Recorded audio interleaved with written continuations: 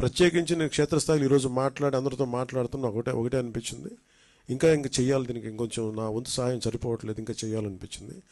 So దాదాపు 400 పంచాయతీలు అనుకుంటే నేను ఒక్కొక్క పంచాయతీకి వ్యక్తిగతంగా నా తరపు నుంచి ₹1,00,000 డైరెక్ట్ పంచాయతీకి వెళ్ళేలాగా ఎలాగ ఉండాలి అనేది అనుకుంటున్నాను. దాన్ని ఆ మొడాలిటీస్ ఏంటనేది ప్రిన్సిపల్ సెక్రటరీ గారి దృష్టికి ఇందాక మాట్లాడాను.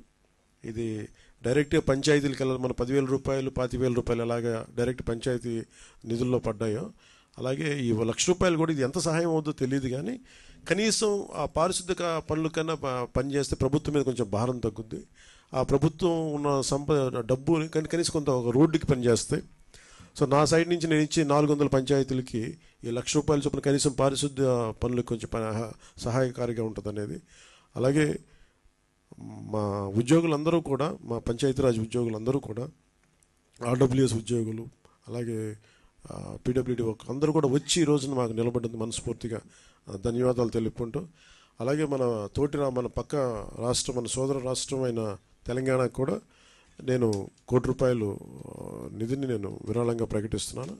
అది తెలంగాణ ముఖ్యమంత్రిగా మన గౌరవ ముఖ్యమంత్రి శ్రీ రేవంత్ రెడ్డి గారికి నేనే స్వయంగా అందజేస్తాను. ఎందుకంటే ఇది కష్టాలు వచ్చినప్పుడు మనందరం ఒకరికొకరు చేదోడు వాదోడుకుంటాం. ఇది తిట్టుకునే సమయం కాదు.